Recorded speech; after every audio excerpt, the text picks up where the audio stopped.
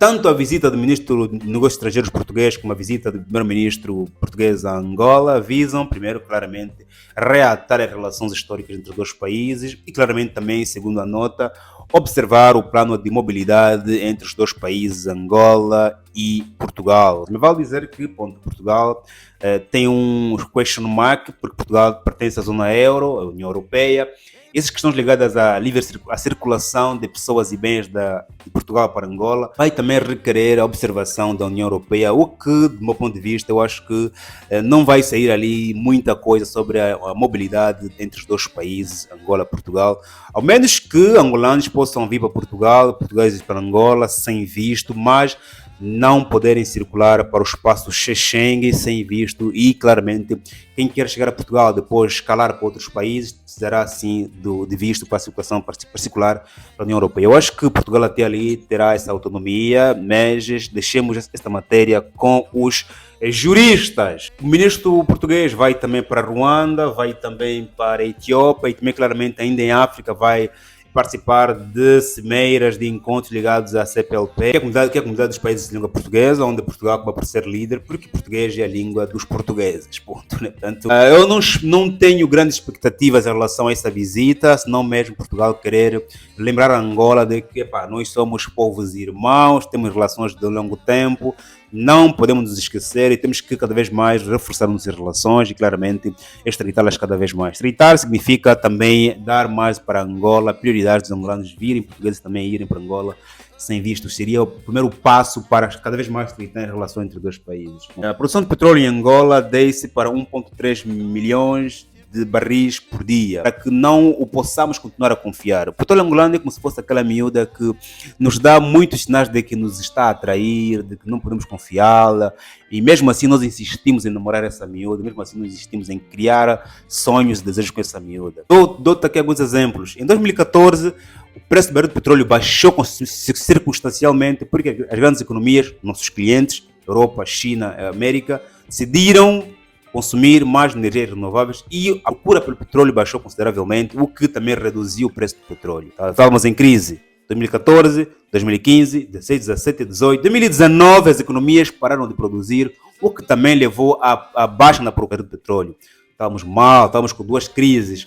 Somente em 2022, com a guerra na Europa, aumentou a procura de petróleo, porque claramente os americanos e os europeus decidiram punir a Rússia. A Rússia é esta que fornecia petróleo e gás à Europa. Outro cenário é que Angola explora petróleo em águas profundas, preços muito caros e tem concorrentes muito competitivos, que é a Arábia Saudita, que explora petróleo em terra, em preços muito baratos. Tipo, nós, Angola, temos sim muito petróleo, mas os nossos custos de produção são altos e temos muitos sinais de que há algumas empresas como a Galp que deixaram o nosso mercado em função dos custos de exploração, que podem ser mesmo uma grande dificuldade para Angola se o preço do barril de petróleo voltar algum dia a descer, porque vai descer sem dúvida alguma, para abaixo de 50, abaixo de 40, e claramente as empresas petrolíferas não terão estoque financeiro suficiente para poderem cobrir os custos de produção. Eu acho que o nosso petróleo é tão solidário para conosco que nos está a dar muitos sinais de que nós temos que começar a confiar em outro bem, principalmente confiar nos angolanos,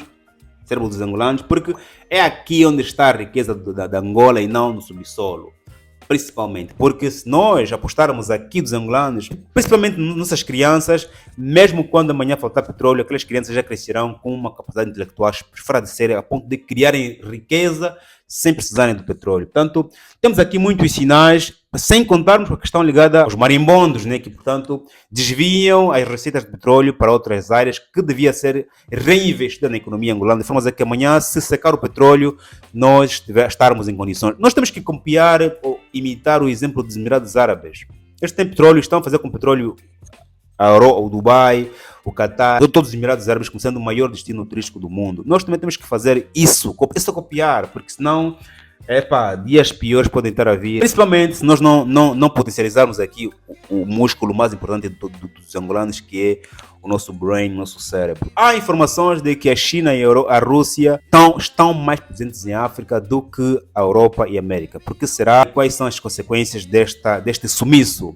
Vale dizer que a Europa e a América têm um historial em África de presença em função da busca exploração de recursos naturais, como todos nós sabemos. A China e a Rússia adotaram outro método. Vamos para a África, buscar sim recursos naturais, mas também vamos estar lá presentes, vamos construir para que os povos africanos não possam nos comparar com os europeus. Até estou aqui a dar o exemplo mais palpável possível, mais claro possível. Quem vai para a África, tira e volta, não está a fazer parte da economia africana e facilmente será esquecido e facilmente deixará rancor nos africanos. Já os chineses, os russos, quando vão para a África, tiram pedra, transformam em mosaico, em ferro e outros bens acabados, mesmo em África, apesar de que também sabemos muito bem que grande parte é voltada para a China, mas quando alguma percentagem desses recursos naturais são em África transformados, cria sentimento de irmandade, familiaridade e claramente cada vez mais os chineses estão bem-vindos em África. Agora, os chineses e os russos estão mais presentes em África do que os